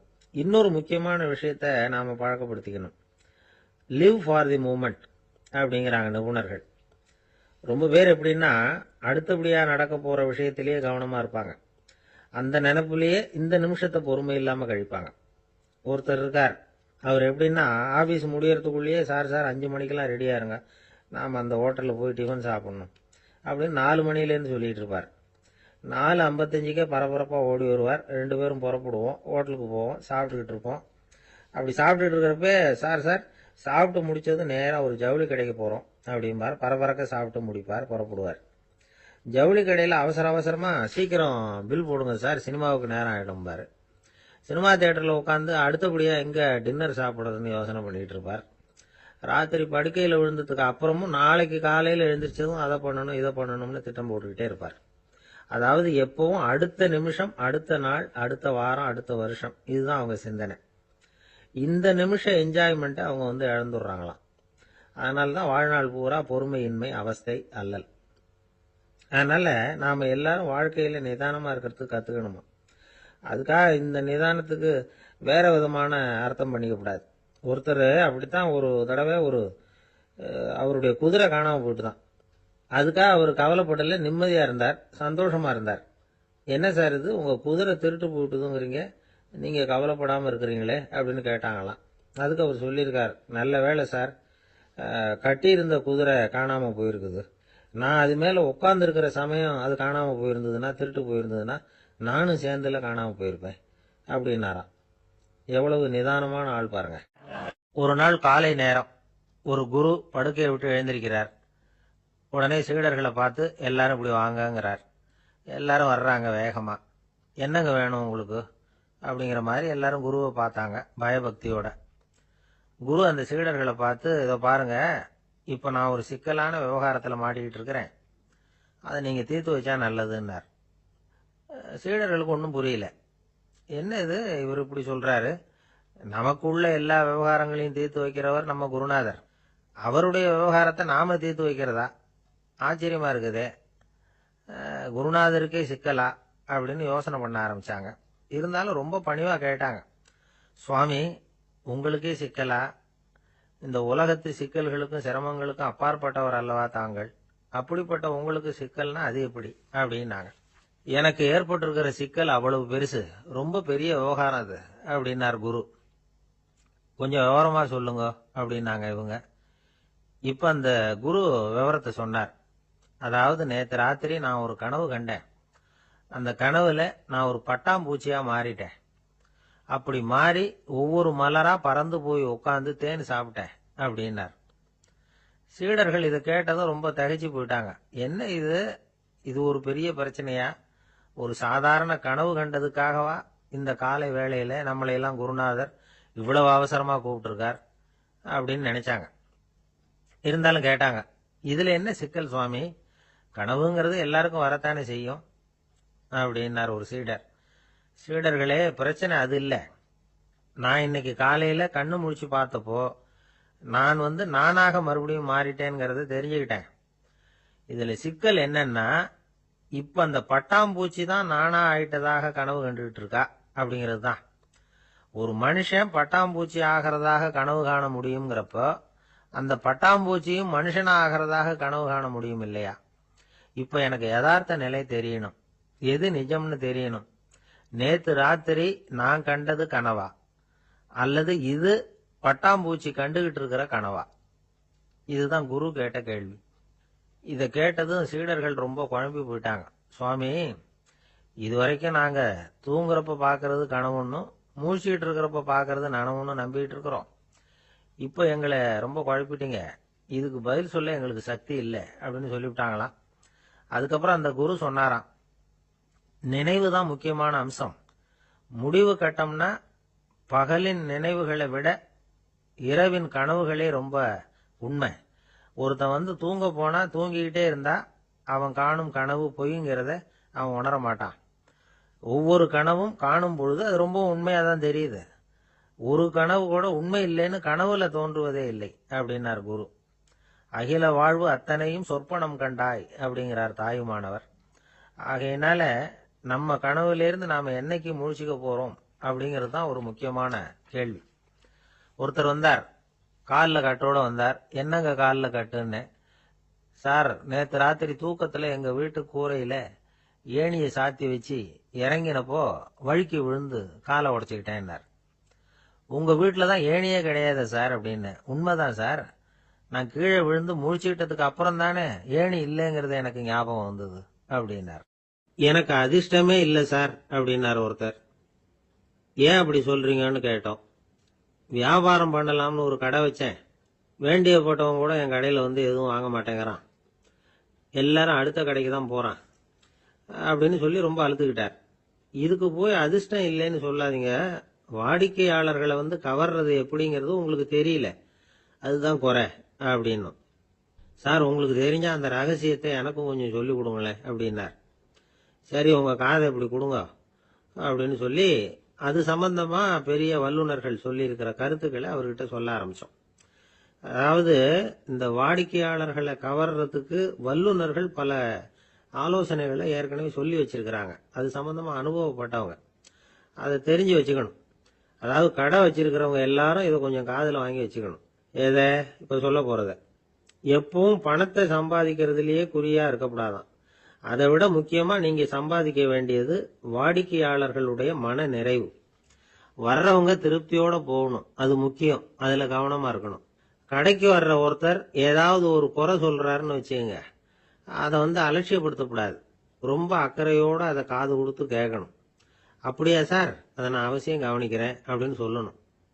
ஒருத்தர் வரார், சார் நேத்திக்கு உங்க கடையில இதை நான் வாங்கிட்டு போனேன், வீட்டில் இது வேணான்னு சொல்லிவிட்டாங்க, திருப்பி கொடுக்கறதுக்காக தான் வந்திருக்கிறேன் அப்படின்னு சொல்லி திருப்பி கொடுக்குறார். உடனே நீங்க வந்து முகம் சுளிக்க கூடாது, எரிச்சல் படக்கூடாது. வழக்கம் போல நிதானமா முகம் மலர்ச்சியோட அது திருப்பி வாங்கிக்கணும். இவ்வளவு ரூபாய்க்கு சாமான் வாங்கினா இந்த ஸ்பூன் அன்பளிப்பு, இப்படி ஏதாவது கொடுக்கலாம். பண்டிகை காலங்கள்லேயும் பொருள்கள் வாங்குறவங்களுக்கு இப்படி ஏதாவது பொருத்தமா ஒரு அன்பளிப்பு கொடுக்கலாம். நீங்க கொடுக்கறது ஒரு சர்வசாதாரணமான பொருளா இருந்தா கூட அது வாங்குற ஒரு மனசுல ஒரு மகிழ்ச்சியை ஏற்படுத்தும். எதுவும் உங்களால கொடுக்க முடியலன்னா உங்க முகம் நிறைஞ்ச சிரிப்பையாவது கொடுங்க, அது போதும். உங்க கடையில் இல்லாத ஒரு பொருளை வாடிக்கையாளர் வந்து கேட்கிறார், உடனே இல்லைன்னு முகத்தில் அடிச்சது மாதிரி சொல்லிடக்கூடாது. கொஞ்சம் உட்காருங்க சார் அப்படின்னு சொல்லி உங்க பணியாளர் யாரையாவது அனுப்பி வெளியில இருந்து வாங்கிட்டு வர சொல்லி அவர்கிட்ட கொடுக்கலாம். சில பேர் உங்க கடைக்கு வரும்பொழுது அவங்க வீட்டு குழந்தைகளையும் கூப்பிட்டுக்கிட்டு வர்றாங்கன்னு வைங்க. நீங்க என்ன செய்யணும்னா அந்த குழந்தைகளை முதல்ல கவனிக்கணும். அது கண்ணத்தை கிள்ளணும், அதுகிட்ட விளையாடணும், அதுக்கு ஏதாவது மிட்டாய் பிஸ்கட் எதையாவது கொடுத்து அது கவனத்தை கவரணும். அதுக்கப்புறம் பெரியவங்களை கவனிக்கலாம். உங்க கடையில வேலை செய்யற பணியாளர்கள் சுத்தமா இருக்கணும், சிரிச்ச முகம், சுறுசுறுப்பு, இது ரெண்டும் அவங்களுக்கு தேவை. அழுது வடிஞ்சிக்கிட்டு இருக்கக்கூடாது. அப்புறம் இன்னொரு விஷயம், அதிகமா பொருள் வாங்குற ஒருத்தர்கிட்ட அதிக மரியாதையாகவும் குறைச்சலா பொருள் வாங்குறவர்கிட்ட வேற விதமாகவும் நடந்துக்க கூடாது. எல்லாருக்கிட்டையும் சமமா நடந்துக்கணும். 5 ரூபாய்க்கு வாங்கினாலும் சரி, 500 ரூபாய்க்கு வாங்கினாலும் சரி, அவங்க கிட்ட நீங்க காட்டுற மரியாதையில வித்தியாசம் இருக்கக்கூடாது. எல்லாத்துக்கும் மேல உங்க கடையில ஒரு பொருள் வாங்கினா அது உண்மையானதா இருக்கும், தரமுள்ளதா இருக்கும் அப்படிங்கிற நினைப்பு ஜனங்களுக்கு வரணும். அதனால தரமான பொருளையே நீங்க வந்து உங்க கடையில வச்சிருக்கணும். இது வரைக்கும் நான் சொன்னதையெல்லாம் கவனத்துல வச்சுக்கிட்டு நீங்க கடையை ஆரம்பிச்சீங்கன்னா வியாபாரம் பிச்சுக்கிட்டு போகும். அப்படி போகலன்னா அதுக்கப்புறம் கேளுங்க. ஏன்னா இந்த யோசனைகள்லாம் அனுபவப்பட்டவங்க சொல்லியிருக்கிற யோசனைகள். இந்த யோசனைகள்ல நீங்க எச்சரிக்கையா இருக்க வேண்டிய ஒரு விஷயம் உண்டு. அது என்னங்கிறதையும் தெரிஞ்சு வச்சுக்கிறது நல்லது. என்னுடைய நண்பர் ஒருத்தர் வந்தார். சார், உங்க யோசனையை கேட்டதுனால நான் ஒரு அறை வாங்கினதுதான் மிச்சம்னார். என்ன ஆச்சுன்னு கேட்டேன். எங்க கடைக்கு ஒரு பெரிய அம்மா குழந்தைய தூக்கிட்டு வந்தாங்க சார். உங்க யோசனைப்படி அந்த குழந்தையோட கண்ணத்தை கிள்ளணும்னு முயற்சி பண்ணினேன். திடீர்னு அந்த நேரம் பார்த்து அந்த குழந்தை தலையை குனிஞ்சுக்கிட்டுது. என் கை வந்து குழந்தையோட கண்ணத்துக்கு பதிலா அது தூக்கிட்டு வந்தவங்க கண்ணத்தை கிள்ளி விட்டுது. அதுதான் அப்படி ஆயிட்டுது அப்படின்னார் கண்ணத்தை தடவிக்கிட்டே. ஒரு நண்பர் சினிமா படம் தயாரிக்கிறவர், அவர்கிட்ட ஒரு நாள் பேசிக்கிட்டு இருந்தேன். அது எப்படி சார், நீங்க எடுக்கிற எந்த படமும் கையை கடிக்காத அளவுக்கு எடுத்துடுறீங்களே, அது எப்படின்னு கேட்டேன். அது ஒன்றும் பெரிய விஷயம் இல்லை சார். பெண்களுக்குன்னு சில உருக்கமான காட்சிகள், இளைஞர்களுக்குன்னு சில நடனங்கள், அடிதடி காட்சிகள், அப்புறம் வயசானவங்களுக்குன்னு சில ஆன்மீக காட்சிகள், சின்ன பிள்ளைங்களுக்கு சிரிப்பு, இப்படி எல்லாமும் சேர்த்து நான் படம் எடுக்கிறேன். மசாலா படம்னு பேரு. இது ரொம்ப பெருசா இல்லைன்னாலும் ஓரளவுக்கு சுமாரா ஓடிரும், கையை கடிக்காது அப்படின்னார். இது ஒரு உத்தி. சில பத்திரிகை ஆசிரியர்களும் இந்த உத்தியை கையாளுறது உண்டு. இந்த உத்திக்கு பார்னம் உத்தி அப்படின்னு பேரு. பார்னம் எஃபெக்ட் அப்படின்னு சொல்லுவாங்க. அதாவது ஃபீனியஸ் டி பார்னம் அப்படின்னு ஒருத்தர் அமெரிக்காவில் இருந்தாராம். அதாவது 19ஆம் நூற்றாண்டுல அமெரிக்காவில் கொடிகட்டி பறந்த ஒரு சர்க்கஸ் நிறுவனத்தின் அதிபர் அவர். இந்த உலகத்துல ஒவ்வொரு நிமிஷமும் ஒரு ஏமாளி பறந்துகிட்டே இருக்கிறான் அப்படிங்கிறது அவருடைய சித்தாந்தம். ஒவ்வொருத்தரையும் திருப்திப்படுத்துற அளவுக்கு அம்சங்களை கொஞ்சம் கொஞ்சமா கலந்து கேளிக்கை நிகழ்ச்சிகளை நடத்தினதுதான் அவருடைய மகத்தான வெற்றிக்கு காரணம். அதனால அந்த உத்தியை யாரு கடைபிடிச்சாலும் சரி, அதுக்கு பார்னம் உத்தி அப்படின்னு பேர் வந்துட்டுது. ஜோசியம் சொல்றவங்களுக்கும் இந்த உத்தி தான் கை கொடுக்குது. ஒரு விஷயத்த ஒருத்தருடைய கோள் நிலைகள் அல்லது கையெழுத்து நிரூபிக்கிறதாக அவர்கிட்ட சொன்னா அதை அவர் நம்பிவிடுவார். ஆனா அந்த விஷயம் நல்லதா இருக்கணும், நேர்மையானதா இருக்கணும், அதாவது பாசிட்டிவா இருக்கணும். 8ஆம் இடத்துல குரு, 9ஆம் இடத்துல சனி, நீங்க ஒரு பெரிய மேதை தான் அப்படின்னு சொல்லுவாங்க. கேட்கறவங்களுக்கு அதை மறுக்கிறதுக்கு மனசு வராது. அப்படி சொல்லும் பொழுது கூடவே என்ன கொஞ்சம் முன்கோபம் அதிகமா இருக்கும், இருந்தாலும் அது உடனே மறைஞ்சிரும் அப்படின்னு சில அற்ப விஷயங்களையும் சொன்னாலும் அதையும் சரிதான்னு சொல்லி ஒத்துக்குவாங்க. ஆளுமையை எடை போடுகிற ஒரு நிறுவப்பட்ட உத்தியின் மூலமாக தன்னுடைய குணாதிசயங்கள் கண்டுபிடிக்கப்பட்டதாக அவர் நம்புறதுதான் இதுக்கு காரணம். இந்த மாசம் பணத்தட்டுப்பாடு கொஞ்சம் இருக்கும், உடம்புல ஏதாவது கொஞ்சம் அசௌகரியம் இருக்கும், வீட்டுக்குள்ள லேசா மனஸ்தாபம் வரலாம், இது மாதிரி பொதுப்படையா சிலதை சொன்னாலே போதும், மக்களை நம்ப வச்சுடலாம். இதெல்லாம் நமக்கு மட்டும்தான் ஏற்படுது அப்படின்னு சொல்லி அவங்க நினைக்கிறது தான் காரணம். இதுதான் பார்னம் உத்திங்கிறது. மனிதர்கள் பாராட்டுகளை விரும்புறதும் விமர்சனங்களை வெறுக்கிறதும் பார்னம் உத்தியின் அடுத்த கூறு. அதனால ஒருத்தருக்கு ஜோசியம் சொன்னாலும் சரி, அவருடைய ஆளுமையை மதிப்பிடுறதாக இருந்தாலும் சரி, அவரை புகழற மாதிரி இருந்தாலும் சரி, அப்படி இருந்தாதான் அது சரியா இருக்கும். சாதகமான விஷயங்களை அதிகமாகவும் பாதகமான விஷயங்களை நாசூக்காவும் சொன்னா மக்கள் அதை நம்பிடுவாங்க. ஒருத்தரை கருமின்னு சொன்னா ஏத்துக்க மாட்டார். அதையே கொஞ்சம் மாத்தி நீங்க கொஞ்சம் சிக்கனமான ஆசாமி அப்படின்னு சொன்னா நீங்க சொல்றது சரிதான் சார் அப்படிம்பார். நீங்க பெரிய செலவாளி தான், இருந்தாலும் நல்ல விஷயங்களுக்கு தான் செலவழிப்பீங்க அப்படின்னு சொல்லணும். இப்படி இந்த பார்னம் உத்தியை கடைபிடிச்சு இன்னைக்கு வெற்றிகரமா காலம் தள்ளுறவங்க நிறைய பேர் இருக்கிறாங்க. இந்த உலகத்துல ஒவ்வொரு நிமிஷமும் ஒரு ஏமாளி பறந்துகிட்டே இருக்கிறான் அப்படிங்கிறது தான் ஃபீனியஸ் பார்னம் அவர்களுடைய நம்பிக்கை. அதை விட அடுத்தவங்களை ஏமாளியா நினைக்கிற மனுஷர்கள் தான் இன்னைக்கு உலகத்துல ரொம்ப அதிகம். ஒருத்தர் தன்னுடைய மேல் அதிகாரிகிட்ட போய், ஐயா ஒரு நாள் லீவு வேணும், என் தங்கச்சிக்கு கல்யாணம் அப்படின்னார். அவரு பார்த்தார், ஒரு 10 நிமிஷம் வெளியில இருங்கன்னார். 10 நிமிஷம் கழிச்சு கூப்பிட்டார். இத பாருங்க, நீங்க சொல்றது பொய். இப்போ உங்க தங்கச்சிக்கு போன் பண்ணேன், அவங்க தனக்கு 2 வருஷத்துக்கு முன்னாடியே கல்யாணம் ஆயிட்டதாக சொல்றாங்க அப்படின்னார். உடனே இவரு சொன்னார், சார் இப்ப நீங்க சொல்றதும் பொய்யாதான் இருக்கணும், ஏன்னா நிஜமா எனக்கு ஒரு தங்கச்சியே கிடையாது அப்படின்னார். கப்பல் கடல்ல போயிட்டு இருக்கு. புயல், சூறாவளி, அலையெல்லாம் பெருசு பெருசா ரொம்ப உயரமா உண்டாகுது. கடுமையான காற்றிலேயும் வேகமான அலைகள்லேயும் சிக்கி அந்த கப்பல் தடுமாறுது. திசை மாறி போச்சு. எந்த பக்கம் போயிட்டு இருக்கிறோம்னே தெரியல. அந்த கப்பலை செலுத்திக்கிட்டு இருந்த மாலுமி ரொம்ப சாமர்த்தியமா செயல்பட்டார். தன்னுடைய அறிவாற்றலையும் திறமையையும் முழுமையா பயன்படுத்தினார். அந்த கப்பலை கட்டுப்படுத்தினார். மெதுவா அந்த சூறாவளியிலிருந்து கப்பலை காப்பாத்தி கரைக்கு கொண்டுட்டு சேர்த்துட்டார். மாலுமின்னு ஒருத்தர் இருந்ததுனால அந்த மரக்கலம் காப்பாற்றப்பட்டது. மாலுமின்னு ஒருத்தர் இல்லைன்னு வச்சுக்குங்க, அந்த கப்பலோட கதி என்னவா இருக்கும் யோசிச்சு பாருங்க. ஒரு கோபக்காரனுடைய நிலைமையும் அப்படித்தானா. கோபக்காரன்கிறவன் ஒரு மாலுமி இல்லாத மரக்கலம் அப்படிங்கிறார் நபிகள் நாயகம். கொந்தளிக்கிற கடல்ல கொடுமையான அலைகளின் உச்சியில அல்லல் படுகிற மரக்கலத்தை விட மோசமானது கோபக்காரனின் நிலைமை அப்படிங்கிறது அவருடைய கருத்து. அது மாதிரி இதுன்னு சொல்லல, அதை விட மோசம் இது அப்படிங்கிறார். ஏன் தெரியுமா? ஒரு கப்பல் கடல்ல தடுமாறினா அதை சரிப்படுத்த மாலுமி இருக்கிறார். அவர் தன்னுடைய சாமர்த்தியத்தினால அதை கட்டுப்படுத்தி சரியான வழிக்கு கொண்டுட்டு வந்துருவார். ஆனா கோபக்காரனுடைய நிலைமை அப்படி இல்லை அப்படிங்கிறார் நபிகள் நாயகம். மனித மனம் ஒரு மரக்கலம், அறிவு அதுல இருக்கிற மாலுமி. மாலுமி மரக்கலத்தை செலுத்துறான். அவனுக்கு கட்டுப்பட்டு அது ஓடுது. ஆனா கோபக்காரன்கிற மனுஷங்கிட்ட அறிவுங்கிற மாலுமி சரியா வேலை செய்ய மாட்டான். ஏன்னா கோபம் அந்த மாலுமியின் கண்களை அவிச்சிரும், காதுகளை கேட்காம பண்ணிவிடும். கண்ணையும் காதையும் மூடிவிட்டு கப்பலை ஓட்டுனா எப்படி ஓட்டுறது? அதனால கோபக்காரன் மாலுமி இல்லாத மரக்கலம். இடி மின்னல்ல மாட்டிக்கிட்டு கஷ்டப்படுற கப்பல் மாதிரி கஷ்டப்படுறான். பெரியவங்கள்லாம் என்ன சொல்றாங்க?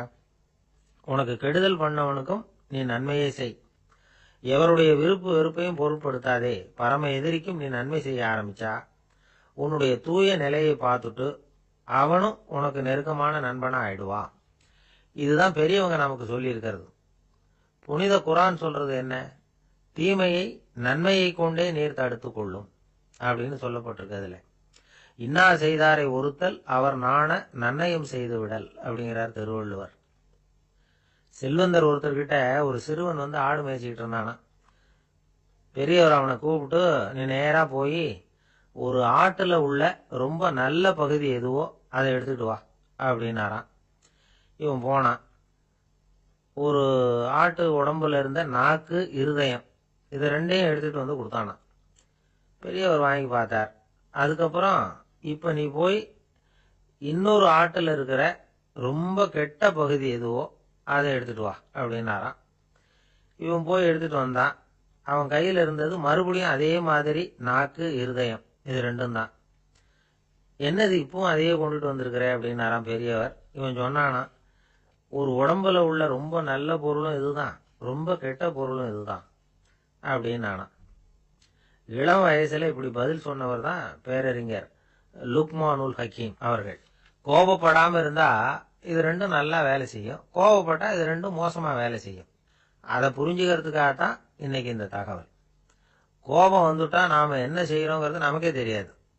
ஒருத்தர் டாக்டர் கிட்ட போனார் அவசரமா. டாக்டர், எனக்கு இப்ப கடுமையான கோப வெறி, எனக்கு கண்ணு மண்ணு ஒன்னும் புரியல, உடனடியாக அதை கட்டுப்படுத்தணும், உடனே இதுக்கு ஏதாவது ஒரு மாத்திரை கொடுங்க ப்ளீஸ் அப்படின்னார். அந்த டாக்டரும் உடனே ஒரு மாத்திரையை கொடுத்து, இதை உடனே போடுங்க, நான் தண்ணி கொண்டுட்டு வரேன்னு உள்ள போனார். தண்ணியோட திரும்பி வந்தார். இவரு சொன்னார், டாக்டர், நீங்க கொடுத்த மாத்திரை ரொம்ப பெருசா இருந்தது, இருந்தாலும் கஷ்டப்பட்டு முழுங்கிட்டேன்னார். டாக்டர் சந்தேகத்தோட மேசையை பாக்குறார். பார்த்தா மாத்திரை அங்கேயே இருக்குது, பேப்பர் வெயிட்ட காணல. சில பேர் ஆளை பார்த்தா 60 வயசு மாதிரி தோணும், உண்மையான வயசு என்னன்னு பார்த்தா 40 அல்லது 45. சில பேரை பார்க்கறதுக்கு 45 மாதிரி தெரியும், உண்மையிலேயே 65 தாண்டி இருப்பாங்க. ஒரு மனிதனுக்கு 2 வகையான வயது உண்டுங்கிறார் ஓஷோ. அதாவது உடம்புக்குன்னு ஒரு வயசு, மனசுக்குன்னு ஒரு வயசு. முதல் உலக மகாயுத்தம் நடந்தது இல்லையா, அது முடிஞ்சதுக்கு அப்புறம் முதல் தடவையா மனிதனின் மூளை வளர்ச்சியை பத்தி மனநல வைத்தியர்கள் ஒரு கணக்கெடுப்பு சோதனை நடத்தினாங்களாம். அது வரைக்கும் மனிதனுக்கு 2 வகையான வயது உண்டுன்னு யாரும் சிந்திச்சதே இல்லையா. அந்த உலக மகாயுத்தம் முடிஞ்சதுக்கு அப்புறம் மனிதனுடைய சராசரி மனதின் வயதை கணக்கிட்டு பார்க்கும் பொழுது அவங்களுக்குலாம் ரொம்ப அதிர்ச்சியா இருந்துதான். ஏன்னா அது ரொம்ப பின்தங்கிய நிலையில இருந்திருக்கு, வளர்ச்சி அடையாத நிலையில இருந்திருக்கு. அவங்க கண்டுபிடிச்ச பிரகாரம் அப்போ மனசோட சராசரி வயசு என்ன தெரியுமா? 14. அப்படின்னா பாத்துங்க, உடல் ரீதியா ஒருத்தரோட வயசு 70 கூட இருக்கலாம், ஆனா மனசோட வயசு 14 தான். இதுக்கு நேர்மாறா அமைஞ்சு போச்சுன்னு வச்சுங்க. அதாவது ஒருத்தருக்கு உண்மையிலேயே 14 வயசு, அதாவது உடலோட வயசு 14, அவரோட மனசின் வயசு 70ன்னு வச்சுக்கோங்க. இப்படி அமைஞ்சுட்டுதுன்னா அவர் சீக்கிரம் ஞானத்தன்மை அடைஞ்சிருவார் அப்படின்னு அர்த்தம். இப்ப நமக்கெல்லாம் உடம்போட வயசு மனசோட வயசு ரெண்டும் ஒன்னா இருந்துட்டா அதுவே போதும், அதுவே பெரிய விஷயம். இப்ப எமர்சன் கிட்ட போய் ஒருத்தர் கேட்டாராம், உங்க வயசு என்ன அப்படின்னு. அவர் உடனே பதில் சொல்லியிருக்கார், 360 வருஷம் அப்படின்னாராம். கேட்டவர் குழம்பி போயிட்டார். அவர் என்ன சொல்றாரு, 360 வயசா? என்ன நம்ம காதல தான் சரியா விழலையா? எமர்சன் எப்பவும் உண்மையை பேசுற ஒரு சிறந்த அறிவாளி, அவர் இப்படிலாம் பொய் சொல்ல மாட்டாரே அப்படின்னு ஒரு யோசனை பண்ணிட்டு ஒரு மறுபடியும் அவர் கிட்ட போனாராம். ஐயா, நீங்க சொன்னது சரியா என் காதல விழல, அதனால மறுபடியும் கேட்கிறேன், உங்க வயசு என்ன அப்படின்னாராம். எமர்சன் மறுபடியும் சொல்லியிருக்கிறார், 360 வருஷம்னு. வந்தவருக்கு உண்மையிலேயே அதிர்ச்சியா போட்டுது. அதுக்கப்புறம் மெதுவா ஆரம்பிச்சாராம், ஐயா, நீங்க சொல்றதை என்னால ஏத்துக்க முடியாது. எப்படி பார்த்தாலும் இப்போ உங்களுக்கு வயசு ஒரு 60க்கு மேல இருக்காதுன்னு நினைக்கிறேன். அப்படின்னாராம். நீங்கள் சொல்கிறது சரிதான், அது என் உடம்போட வயசுன்னாராம் எமர்சன். அப்படின்னா ஏற்கனவே நீங்கள் சொன்னது அப்படின்னு கேட்டிருக்காரு, அது என் மனசோட வயசு அப்படின்னாராம். நம்மளை பொறுத்த வரைக்கும் அறிவு தூசு படிஞ்சிருக்கு, அது மாதிரியே அன்பும் மாசுபட்டிருக்கு. இது ரெண்டையும் சுத்தம் பண்ண வேண்டியிருக்குது. அப்போ தான் நாம் சரியான வயசில் வாழ முடியும். ஒரு ஆசாமி இருக்கிறார், அவருக்கு உடம்போட வயசு அதிகம், மனசோட வயசு ரொம்ப குறைச்சல், குழந்தை மாதிரி. அவர் ஒரு ஆஸ்பத்திரியில் படுத்திருக்கிறார். நர்சம்மா எல்லாருக்கும் மருந்து கொடுத்துட்டு போகிறாங்க. கொஞ்ச நேரம் கழித்து திரும்பி வந்தாங்க. அப்போ இவர் அந்த அம்மாவை கூப்பிட்டு சொல்கிறார், இப்போ பாருங்கள் சிஸ்டர், நீங்கள் எல்லாருக்கும் சின்ன சின்ன மாத்திரையாக கொடுத்துட்டு எனக்கு மட்டும் நீளமான மாத்திரையாக கொடுத்துட்டீங்க. முழுங்கிறதுக்கு ரொம்ப கஷ்டமாக போச்சு. இனிமேல் எனக்கும் சின்ன மாத்திரையாக கொடுங்க சிஸ்டர் அப்படின்னாராம். அந்த அம்மா உடனே அதிர்ச்சி ஆகி தலையில் அடிச்சுக்கிட்டாங்களாம். நான் கஷ்டப்பட்டு மாத்திரையை முழுங்கினதுக்கு நீங்கள் ஏமா தலையில் தட்டிக்கிறீங்க அப்படின்னு கேட்டிருக்காரு இவர். இதுக்கு அவங்க சொல்லியிருக்கிறாங்க, நான் உங்களுக்கு கொடுத்துட்டு போனது மாத்திரை இல்லைங்க, அது தெர்மாமீட்டர் அப்படின்னாங்களாம். நாட்டில் நல்லவங்க ஒருத்தர் 2 பேர் இருக்கிறதுனால தாங்க மழையே பெய்யுது அப்படின்னு சொல்கிறது உண்டு. நல்லார் ஒருவர் உளரேல் அவர் பொருட்டு எல்லாருக்கும் பெய்யும் மழை. சில சமயம் ரொம்ப பேர் திடீர்னு நல்லவங்களா ஆகிடுவாங்க போல இருக்கு. அதனால தான் விடாமல் பேய் மழையாக கொட்டி தீர்த்து விடுது. எல்லாரும் நல்லவங்களாயிட்டா உலகமே தாங்காது போல இருக்கே. அப்பப்போ ஒருத்தர் 2 பேர் நல்லவங்களாகணும், அப்போ தான் சீராக மழை பெய்யும். மாதத்துக்கு 3 பேர் நல்லவங்களானா மாதம் மும்மாரி பொழியும். இதெல்லாம் வேடிக்கை பேச்சு. இப்போ இதெல்லாம் ஒரு பக்கம் இருக்கட்டும், இப்போ விஷயத்துக்கு வருவோம். ஒரு கும்பலில் நல்லவன் யார் அப்படிங்கிறத எப்படி கண்டுபிடிக்கிறது? இதுக்கு ஒரு வேடிக்கை கதை உண்டு. என்னுடைய நண்பர் ஒருத்தருக்கு அவங்க பாட்டியம்மா சொன்ன கதையா இது. அது என்ன கதைன்னா, ஒரு ஊரில் ஒரு சமயம் பலமான மழை பெய்ய ஆரம்பிச்சுட்டு தான். இடி மின்னல் ரொம்ப கடுமையாக இருந்திருக்குது. ஆரம்பித்த மழை வர வர கடுமையாகிட்டு இருக்குதே தவிர நிற்கிற பாடா தெரியல. ஊர் ஜனங்கள்லாம் பார்த்தாங்க. இதுக்கு மேலேயும் வீட்டுக்குள்ளே இருந்தால் ஆபத்துங்கிறத புரிஞ்சுக்கிட்டாங்க. ஏன்னா வீடெல்லாம் இடிஞ்சு விழுந்துருமோங்கிற பயம். உடனே எல்லாரும் புறப்பட்டு ஊருக்கு பொதுவாக இருந்த ஒரு மண்டபத்தில் போய் தங்கிக்கிட்டாங்க. மின்னல் கடுமையாக இருந்தது, இடி எந்த நேரத்துலையும் விழலாம்ங்கிற நிலைமை. எப்போ விழலாம்னு பார்த்துக்கிட்டு இருக்குது. அந்த மண்டபத்தில் இருந்த ஜனங்கள் மனசுக்குள்ள ஒரு பயம், நம்ம கூட்டத்தில் யாராவது ஒரு கெட்டவன் பாவம் பண்ணவன் இருந்தால் கூட இடி இந்த மண்டபத்தில் விழுந்துரும், அது எல்லாருக்கும் ஆபத்து அப்படின்னு நினைச்சாங்க. சரி, இதுக்கு என்ன பண்ணலாம் அப்படின்னு யோசனை பண்ணாங்க. அந்த கூட்டத்தில் ஒரு பெரியவர் இருந்தார். அவர் ஒரு யோசனை சொன்னார். இதோ பாருங்க, அதுக்கு ஒரு வழி இருக்கு. அதோ எதிர்த்தாப்புல கொஞ்சம் தூரத்தில் ஒரு உயரமா மரம் ஒன்று இருக்கு பாருங்க. பொதுவாக இடி சுலபமா விழறது அது மாதிரி உயரமான மரத்துல தான். நம்ம கூட்டத்தில் இருக்கிறவங்க எல்லாரும் ஒவ்வொருத்தரா போய் அந்த மரத்தை தொட்டு விட்டு திரும்பி வந்துடணும். நம்மள பாவம் பண்ணவன் யாரோ அவன் அந்த மரத்தை தொடுற சமயத்தில் இடி விழுந்துரும், அவன் மட்டும் போயிடுவான், மண்டபத்தில் இருக்கிற நாமெல்லாம் பொழைச்சிக்கலாம் அப்படின்னு ஐடியா கொடுத்தாரு அந்த பெரியவர். இது நல்ல யோசனையா பட்டது. எல்லாரும் ஒத்துக்கிட்டாங்க. ஒவ்வொருத்தரா போய் அந்த மரத்தை தொட்டு விட்டு திரும்பி வந்தாங்க. இடி எதுவும் விழல. இன்னமும் பாவம் பண்ண ஆசாமி அதை போய் தொடலை போல இருக்கு அப்படின்னு நினைச்சுக்கிட்டாங்க. ஒவ்வொருத்தரா போறாங்க, எல்லாரும் போய் தொட்டு விட்டு வந்தாச்சு. இன்னும் ஒரே ஒரு ஆசாமி தான் பாக்கி. கடைசியா இருந்த அந்த ஆள் பயந்துட்டான். இது வரைக்கும் இடி விழலைன்னா இப்ப என்ன அர்த்தம்? இப்ப நாம தான் பாக்கி, நாம தான் தப்பு பண்ண ஆள் போல இருக்கு அப்படின்னு நினைச்சுட்டான். அதனால துணிச்சலா போய் தொடறதுக்கு பயந்தான், தயங்கிக்கிட்டே இருந்தான். இருந்தாலும் மற்றவங்க எல்லாம் சும்மா இருப்பாங்களா? கட்டாயப்படுத்தி கழுத்தை பிடிச்சி தள்ளாத குறையா அவனை தள்ளி விட்டாங்க, போய் தொட்டுட்டு வாடான்னு. அவன் நடுங்கிட்டே போய் அந்த மரத்தை தொட்டான். அதே வினாடி ஒரு பயங்கரமான மின்னல் இடி விழுந்துட்டுது. எங்க விழுந்தது தெரியுமா? அந்த ஆள் மேல இல்ல, மண்டபத்துல விழுந்தது. மண்டபத்துல இருந்தவங்க பூரா காலி. அந்த ஒரு ஆள் மட்டும் புழைச்சிக்கிட்டான். இந்த ஒரு ஆளை காப்பாத்துறதுக்காக தான் இடி மண்டபத்துல விழாம இருந்திருக்குது. இதுதான் கதை. அதனால நல்லவங்க எப்படியும் தப்பிச்சு